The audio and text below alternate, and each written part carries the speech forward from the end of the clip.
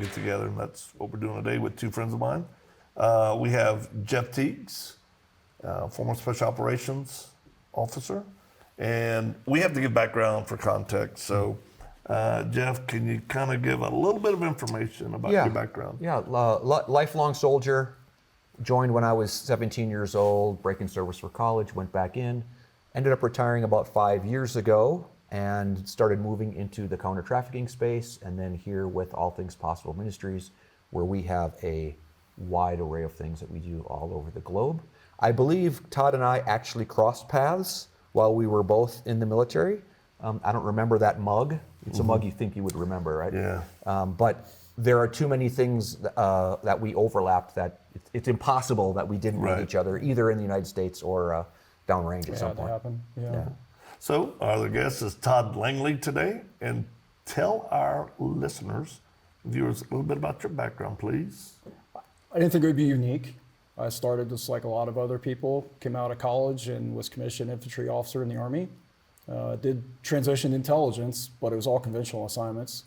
9/11 happened, and I think for my generation, that changed a lot for many of us. And I put in a packet because I wanted to be more personally involved. Went through selections and training and became, let's just say, a strategic asset for special operations. So across the globe for fighting terrorism. Then became a senior advisor for asymmetric challenges. And then lastly was a senior advisor for high threat meetings against terrorists and personal recovery for the intelligence community. So basically, he worked in groups that he can't tell you. I was waiting to see how you were gonna throw him under the bus. Of course. He was a spy. Yeah, but don't tell anybody. James Bourne.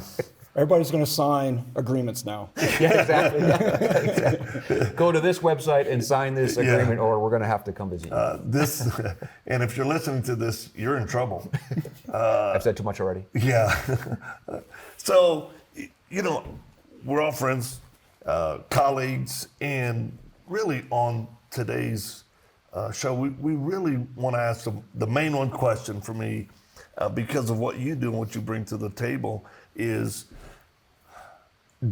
do houses of worship, churches, ministries in the U.S., do they really need to examine their level of security for potential threats moving into 2021?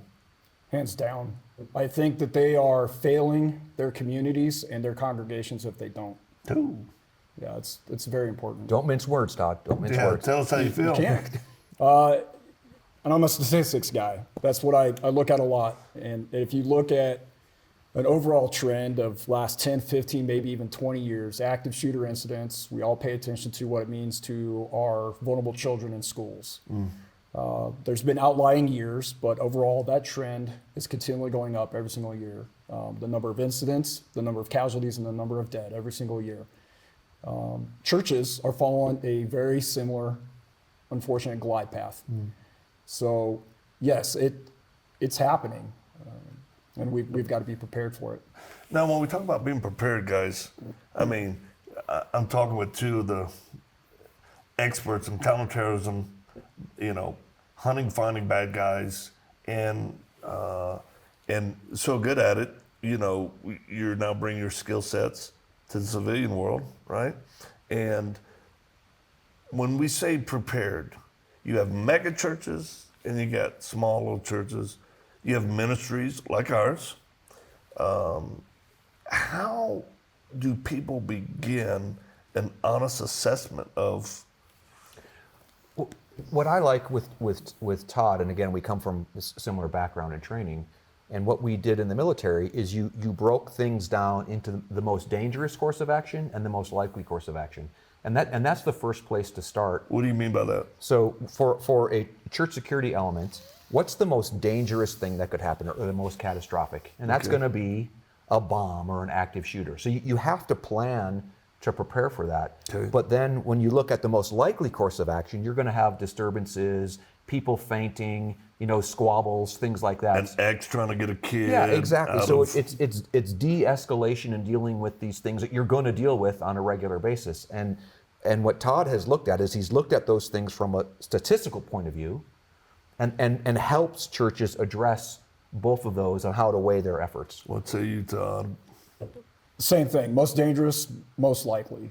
Okay. But if you look at the most dangerous, and you see it a lot of times with the media of when things happen, it is somebody who's made it all the way into the inner sanctum in the congregation, and now they've shown that they have a weapon, and now they've got so many vulnerable people. That's a worst case scenario, and it's not, unfortunately, it's not going to end well. So you've got to be prepared for that. But more than likely, statistically, most violence against the church is in the parking lot and is robbery motivated. So you have to take an understanding of what you're going to do for your safety team leaders and your volunteers and start developing a plan that can cover both of those type and everything in between, whether it's domestic violence spillover, even natural disasters. You got to take all those things into account and combine all of that into what's called your emergency action plan. Now, before we go any further than that, let's talk about the pastor, the senior pastor, who he basically has to make these decisions, and he's busy, and he's got other things on his mind, and the budget, and it's like, how do we reach pastors when you have a security lead? And again, it varies, right? Where you got churches who are squared away, have big budgets. You got churches that just, the pastor's going, we've never really had any incidents, and half our people carry concealed, so I think we're good. Is that a false hope sometime? And I'm just thinking about this moving into 2021 and 22, is I think insurance companies are going to start holding houses of worship a lot more accountable in their preparation for that, because the trend is moving up. Duty of care. So there's a lot of talk, and states already going toward a focus on not just civil liability for something that happens on your property, but potential criminal proceedings as well. So if you're not looking at things that Jeff and I were just talking about in the most likely, most dangerous, and what it means to your emergency action plan, you could face a lot of trouble. Going back into you kind of mentioned the so what in my community. The majority of these incidents occur in small to medium-sized locations, and often rural locations. So to think that it's not going to happen to me because it's never happened before is probably the worst thing you could do as a senior leader of your church to set yourself up for failure. So let's bring the solution. We've talked about the problem now. We actually offer a solution. This ain't a commercial. This is just the reality of what we do here at the Leadership Training Center. It's our duty of care. Yeah, it's our desire to equip and prepare houses of worship in the church security realm, right? Or ministry. So there's two aspects to it. Why don't you go ahead and explain our part, and then, cutting edge technology with What we've been building here over the past year is a leadership training center. And just like when you talk about leadership and relationships and security and safety and protecting the vulnerable, yeah, there is a necessity to understand self-defense, and there's a necessity to understand firearms. But it's really this confidence, this situational awareness, seeing things, being prepared and planning forward. So we have a site here in Colorado Springs where we invite people to come here, all sorts of people from all different walks of life. But one of the major offerings we have is for church security teams to come to this site. We're a one-stop shop where you can work on your emergency action plan. You can train on self-defense, de-escalation, all of the most likely course of action things that you're going to deal with, as well as marksmanship, how to handle firearms, different standard operating procedures, medical communication, really learning these lessons and being prepared. But the critical ingredient and why we're all sitting at the same table is definitely what Todd brings with the creation from crisis response leadership training, where that virtual software that we see behind us, it's unreal, allows people to move through all of these different levels of threats that a church will go through. And you're getting individual training, you're getting collective training at all. I'll pause there because you've built it in a remarkable way where you're tying all of these assets together based on statistical realities, right, which includes kind of the time-space continuum. Yeah. And let me just say this. we're not just, men with big hearts trying to help. We bring life experience. I think that's the difference. We call it thin data, thick data, where people have a lot of thin data from knowledge of reading, but people who've lived it, that's what we're bringing. That's why we feel like really it's a calling by God. And right now I can tell you before we go any further, people are going, oh, okay, this sounds really good. How much does it cost?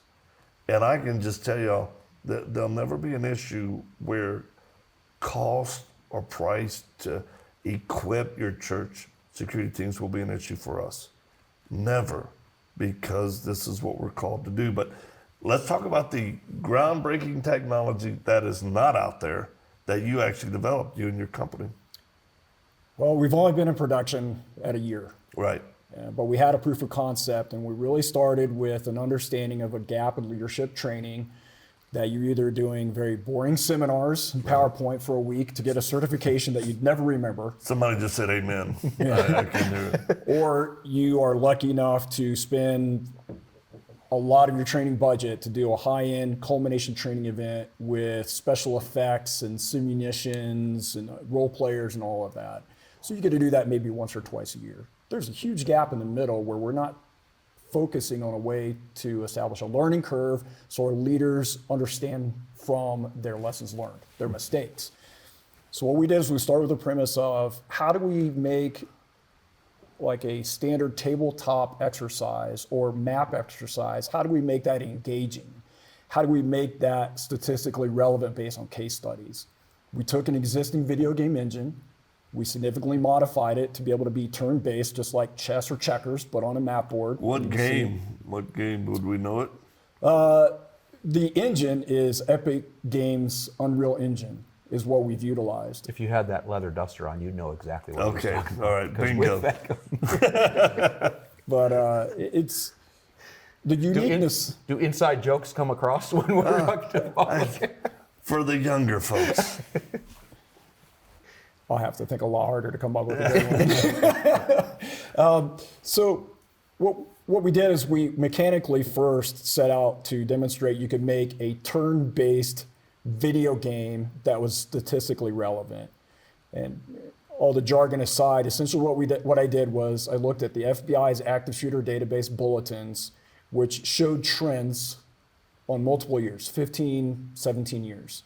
And I broke those down into the statistical probabilities of success of the threat compared to the responders, compared to what happened to the victims. Morbidity studies on what happens in the United States in active shooters.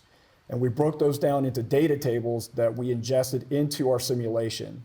So while you're working through, and it plays very much like a video game, the probability of everything that's happening, from how far can you move, how much can you carry, how accurate are you in an engagement compared to national averages, how many people are wounded in a certain amount of time, how long does it take for responders to come to the scene, all of that's programmed into the simulation.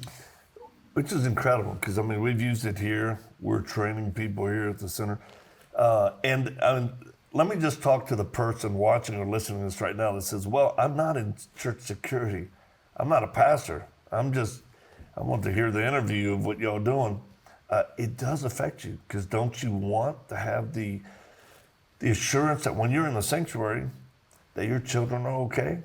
That if something happens, that your church security team is prepared to the max to stop and minimize any threat. And then those of you who are in security, you're going to follow up with us so we can help you get to the next level. And if you're a pastor that's going, it's all overwhelming, just contact us. We're going to help you through this, because our goal is to train as many churches and houses of worship to get them prepared for what we feel like is coming. It's here, but it is coming, and in greater ways, and because it's not business as usual anymore. And yeah. Well, you speak to something that I think for the common person that might be listening or is a part of a church congregation or any place in community, it's not just schools and churches where you got to worry about this. Obviously Walmart is a perfect example from Texas. 50% of active shooter incidents are over before the first responders arrive on the scene. And if you just take an actual average of 5 minutes, that means that 2.5 minutes into it, you're waiting for support to come, and there's no support. That's a long 2.5 minutes. It's extremely long. And when you look at it, I think, and maybe some of it's training scars. I think I shared it with Jeff about the whole tourniquet study. We can definitely go into that if you want to talk.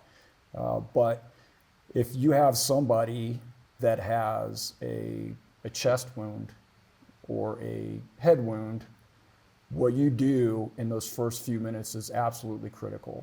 If you wait for a certified EMT to show up on the scene, and that's after clearance and everything else, we're now talking 7 to 10 minutes into after somebody's been wounded. And when you say clearance, meaning they're not going to let an EMT rush right into, everything's got to be secured, cleared. Back cleared. Right. Yeah. Right. Yeah, so you could literally have staged ambulances outside at your scene while you're waiting for the clearance and back clearance of the other potential threats inside the property. So what are you going to do during that whole time period? What are you doing to assess a casualty, sustain them, move them to a casualty collection point so that they are closer to where they can be moved to for ground evacuation? Minutes matter. Yeah. And if you don't do something, you're going to have, then that's where the died of wounds rates, I'm convinced, the died of wounds rates for active shooters is because of what we're doing in that first 10 minutes. Let me ask you this, because it's very personal to me. I found my weak spot, in a situation where it was involved ISIS and people getting shot and blown up. And I remember that very distinct feeling of, man, I focused on shooting more than I have medical.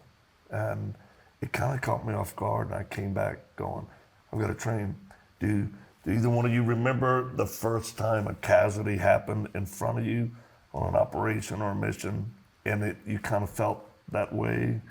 Or did you feel prepared? Or Nothing prepares you for the real thing. We try to replicate that as much as we can, but just the way the human body responds, the fluids, the broken bones, there's nothing like the real thing.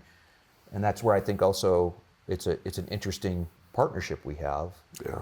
Because what you're doing with the simulation, you can do that over and over and over and change it and change And it it and change matters. it. And then we're able to provide the hands-on training here at this site. So, and it does sound complicated, But it's really not. What you've created, Todd, is really simple. I mean, he's run the entire All Things Possible team through it. Yeah. And it's remarkably simple to use.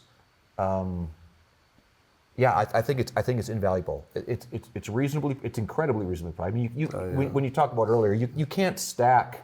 Yeah. I mean, I think the church spends more money on paper plates than they there's will not a on church this that won't be level able of church to security. afford this, which is incredible. The brilliance of you making it so it's so incredible, but yet it's simple to use, and then it's affordable. So I just want to introduce people to what we're doing, the real concept that you have moved into being a practical help for church security. And I think people need to investigate this more because the risk is there, and we have a solution you've provided there's nothing else like that out there, and I'm glad that we've partnered to put this together. Now, what would be some of the questions people ask? How long does it take to learn this? It's a game. It's a game. Yeah, if you've got some type of experience, and we've tried to make it in what's called user interface intuitive. So if you can left click, right click, that gets you started. But it does take a bit. So I would assess, you got to go through probably an hour of tutorial, which we're working on building ways to demonstrate to people that this is how you can go through it. That's for dinosaurs like this guy. So we're going to have a big flashing arrow Nice. that will click and say, click here, He's not kidding. click here. It's that easy. Thank you. It's that easy. Thank you. But The sessions are designed to be about 45 minutes long because we Okay. also realize that as much as we put into it, dedicated training time is hard to find for a lot of people. So we want to make this something that if you've only got 1 week, or I should say 1 day out of a week or 1 day out of a quarter, you could come in and you could get into it, and you could get there long enough you can do a 45-minute training session, and then you could go into what we call after action review to identify lessons learned, and you can wrap all that up in about 90 minutes. Okay, now do they have to come here every time to train, or can they actually do this at their church? It's designed to be at the church. Oh my gosh. So, there's always an influx of volunteers in church security teams, and the training and the poor volunteer who's the team lead, he's got to train up. And that's why we're trying to get everybody on the same page, right? Where's this person qualified with, if he carries concealed, can he actually shoot? Does he have medical training? But when they bring those new guys in, they can run them through your training there at the church and develop this coordinated response and what I would say a preparedness that they won't be able to do unless they're moving, getting people, and it's so volunteers don't have the time to do this. So that's one of the brilliant aspects of this, that they can get it, set up some monitors, do it at their church as often or as little as they want. Or they can come here. Or they could, because you said, you said something I think is important. Jeff and I have been through several different types of training events, and I can tell you that nothing replaces on the ground as close to the real environment, for simulations. We can't replicate that in a computer video game, right. But we can help to reinforce problem solving and coordination and deconfliction and some of the decision-making process. If you want the best experience, you really need to come to an expert. Now, for what we're putting together here, absolutely, you should try to find a way to get your team out to all things possible. And we're building, starting tomorrow, mobile training teams. So the amount of work that has gone into this, I want people to recognize the amount of research that you've done to make this accurate, the actual development of the software, the building of the training center here, and the last piece that we owe the public are these trainers. These guys that understand how to use the system so they can use these tutorials and bring people up to speed, as well as they're experts in all aspects of church security. So we've got 12 people coming in tomorrow to build out this mobile training team that you can meet them in person here at the Springs, or we can package them up with or without Todd, with or without the software, and get people up to speed. We've been working hard on this for years, so the next piece is really the demand. People recognizing the gaps that they have and recognizing that many of us have been behind the scenes working this solution. And I mean, we have a shoot house here. We have a hand-to-hand combat training center here, as far as if people have to get physical, from tasers to verbal judo to simulation training to conditioning. And more than anything, just that mindset of leadership, how to respond appropriately under great stress. And so. And that's really what sold me, Todd, when you and I first started talking about this and you laid this out. The game itself is amazing. Yeah. But really what you understand and your ability to help people put these together. Will you just comment on that briefly on how not any one of these things is the culminator, is the thing. There you go. Yeah. There's so much to talk about. I think what we realized too with this, and you said some of it about Victor with when something happens, is that this simulation is designed to consider what it means for the incorporation of the first responder law enforcement, the fire and rescue, the EMS, and that's just where we've started. And you can think, well, as a pastor or as a church safety leader, why do I need to know that? Well, because like we talked about, the minutes matter, and if they're establishing an outer cordon, a perimeter that's so far out that they can't be reactionary to the victims that you have, then you've got a problem. So we have a capability that allows you what we call cross-functional training. So you're learning the considerations by being a role player inside the simulation of what you have to do for each of those positions. Now, we're not trying to replace church safety leaders being law enforcement or anything else. But the idea is that you greater to understand the demands that they're under so that you can incorporate them into your plan. What better way to bring about a better response if something does happen to make sure that everybody's on the same sheet of music through a simulation? Now we can say, well, yeah, but you didn't consider this, go back and redo the simulation, and you keep refining the process until you get it done. So I think that's a major way of integrating and synchronizing, is what I call it, with your responding agencies. The next thing that we have that I think is really unique is the simulation is wrapped around a learning management system. So we've taken well over 200 factually based questions from national level policies and research, and we've developed those into core knowledge areas, and it's a test. So every time you get ready to take the simulation, you're offered the opportunities to take a 20-question test within those core knowledge areas, and it will assess your understanding. And then when you go into the simulation, you do your simulation, you come back out, and you can do a replay. The entire simulation was recorded, and now you go back and you can pause it, you can fast forward it, you can use a free camera to go anywhere inside the scene you want.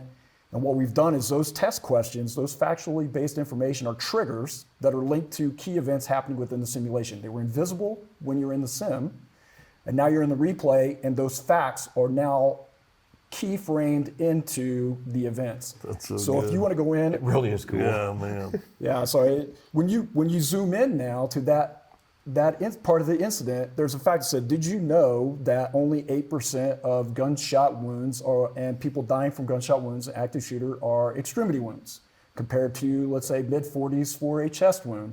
Now you can start establishing dialogue about how do you handle that? Do I have the right material solutions? Do I have the right training? Do I have the right casualty collection point established for staging?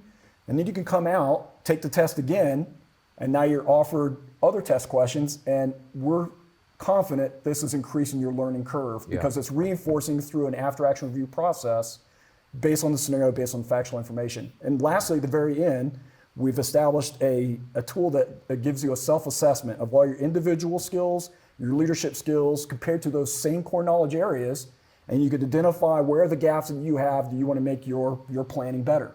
You can save it, you can review it, and you can always start looking for trends. And then in the end, what that allows you to do is to start prioritizing the available resources you have, your money and your time. What do I got to fix the most based on what I've identified as my problem? Look at the big brain on Brad. My goodness. It's the perfect blend of dork and doer, which is who we're dorks and doers, because you have to know the statistics. You have to know what's gone on before this and how you can do better afterwards. So dork and doer, does that work for you? D&D. D&D. Well, all right, so here's one of the last things I want to ask. A couple of things before I get to my last question, but when a church, for those people listening and watching right now, when a church team is better prepared in all these areas, through training and leadership, all these areas we're talking about, is the likelihood of a bad incident going from incident to way worse, is it a better chance it will not have the opportunity to escalate? Meaning people will be safer. Oh, 100%. I mean, it's a confidence thing. I can't go to statistics on that. Right.